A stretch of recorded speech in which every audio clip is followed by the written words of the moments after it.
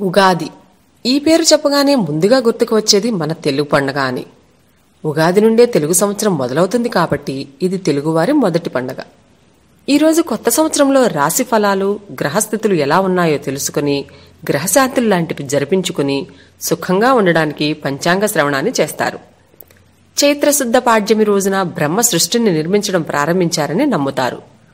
మత్స్యావతారం ధరించిన విష్ణువు సోమకుని సంహరించి వేదాలను బ్రహ్మకప్పగించిన సందర్భంగా ఉగాది ఆచరణలోకి వచ్చిందని పురాణ ప్రతీతి.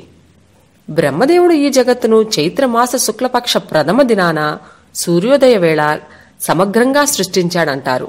అంటే కాలగణాన్ని, గ్రహ, నక్షత్ర, ఋతు, మాస, వర్ష, వర్షాదికులను బ్రహ్మదేవుడే ఈనాడు ప్రవర్తింపచేస్తాడన్నది పెద్దల భావన. అంతేకాదు వసంత ఋతువు కూడా అప్పుడే మొదలవుతుంది. అందుకే కొత్త జీవితానికి నాందికి గుర్తుగా ఉగాది పండుగను జరుపుకుంటారు. శాలివాహనుడు పట్టాభిషిక్తుడైన దినం కారణంగా ఈ పండుగ ప్రాశస్త్యంలోకి వచ్చిందని మరొక గాథ. ఉగాది మరియు యుగాది అనే 2 పదాలు వాడుకలో ఉన్నాయి. ఉగా అనగా నక్షత్ర గమనము.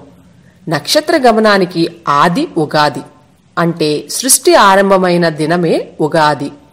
యుగము అనగా ద్వయము లేక జంట అని అర్థము. ఉత్తరాయణ దక్షిణాయనములనబడే ఆయన ద్వయ సంయుతం యుగం కాగా ఆ యుగానికి ఆది యుగాది అయింది. యుగాది శతాబ్దికి ప్రతిరూపమైన ఉగాదిగా వ్యవహృతమైనది. ఒక్క తెలుగు సాంప్రదాయంలోనే కాక మరాఠీలు గుడి పడవాగాను, తమిళులు పుత్తాండు అనే పేరుతో, మలయాళీలు విషు అనే పేరుతోనూ, సిక్కులు వైశాఖిగాను, బెంగాలీలు పోయిలా బైశాఖ్ గాను జరుపుకుంటారు. ఉగాది భావాన్ని తెలిపేది ఉగాది పచ్చడి. షడ్రుచుల సమ్మేళనంగా చేసే ఈ పచ్చడి జీవితంలో జరిగే వివిధ అనుభవాలకు ప్రతీక. జీవితం అన్ని అనుభవములు కలిగినదైతే అర్థవంతం అని చెప్పే భావం ఇమిడి ఉంది. పచ్చడిలో ఉండే ఒక్కొక్క పదార్థం ఒక్కొక్క భావానికి, అనుభవానికి ప్రతీక. బెల్లం తీపి, ఆనందానికి సంకేతం. ఉప్పు జీవితంలో ఉత్సాహము, రుచికి సంకేతం. వేప పువ్వు చేదు, బాధ కలిగించే అనుభవాలు. చింతపండు పులుపు, నేర్పుగా వ్యవహరించవలసిన పరిస్థితులు. పచ్చి మామిడి ముక్కలు వగరు, కొత్త సవాళ్లు.